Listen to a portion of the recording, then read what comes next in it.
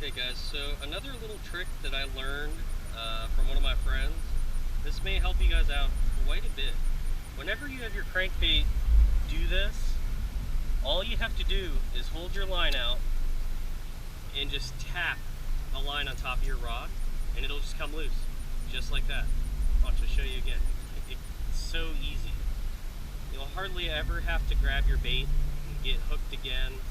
And for tournament fishers, you just keep fishing. You don't have to, reach in, try to get it undone, put your hands back in the reel and throw it back out.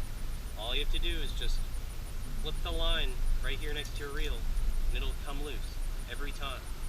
And a lot of times, even when the hook, the top hook, not just the bottom hook, gets caught on there, it'll come out too. Not every time, but it will happen. See, it just went loose again. That's all you have to do. Alright, so that's another fishing tip for y'all. Okay, so I had one quick bite, and it was really quick off the fall, and so it's telling me either they're in the top of the water column or they're, reacting to baits, and maybe they're not feeding so much. Maybe, they're hanging out around those rocks, and I could maybe get them on a reaction bait. So what I'm going to do is change it up and go to a crankbait. I'm going to go to a shallow running crankbait, since I think they could potentially be at the top of the water column.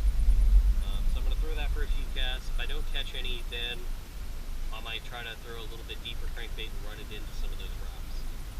So my choice of lure is going to be a sexy shad looking crankbait. I've seen plenty of shad in here before. I know that there's lots of bluegill and bream, but I've noticed that the white crankbaits typically work a little bit better, and I think that's partly because bass really like shad, and also the water conditions in here are a little bit darker. It's a little murkier.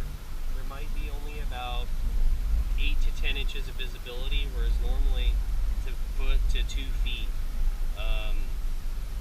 So a brighter colored crankbait will usually do a little bit better in darker water, so I'm going to choose to throw the 60 shad crankbait.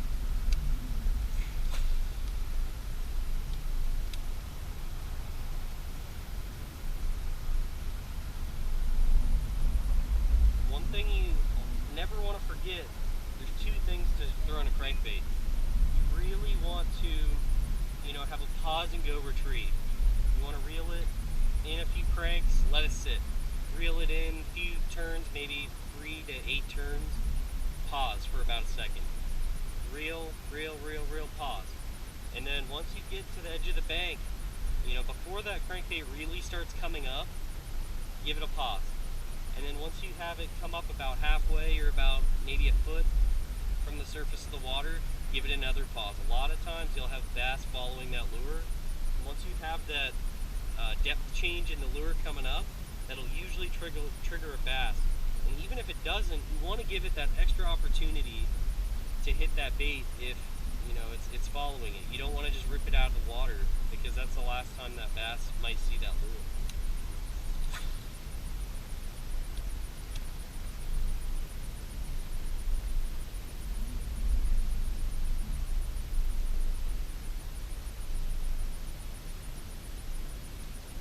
See? Right there on that pause. You see that? As soon as I paused, that bass hit that lure. Crushed it. A little bass, but holy crap, he slammed it.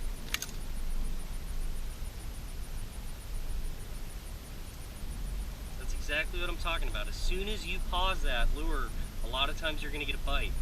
Make sure that you give it a second. Or you have a rod that's a little bit more soft on the tip. And that's why I like to use this Loomis crankbait rod, because it's got a softer tip and it lets that bass have an extra little split second to have that lure before he feels tension.